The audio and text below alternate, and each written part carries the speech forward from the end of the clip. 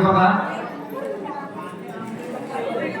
ज्यांनी आपल्याला मागच्या वेळी बोर्डसाठी मदत केली ती संजय शेठ गुरव यांनी शाळेसाठी मुलांना खाऊसाठी पैसे दिले आणि खास एनर्जी ड्रिंक बॉर्नव्हिटा सुद्धा मुलांना दिलेला आहे। तो प्रत्येकाला मी आता त्यांच्या वतीनं या ठिकाणी देतोय।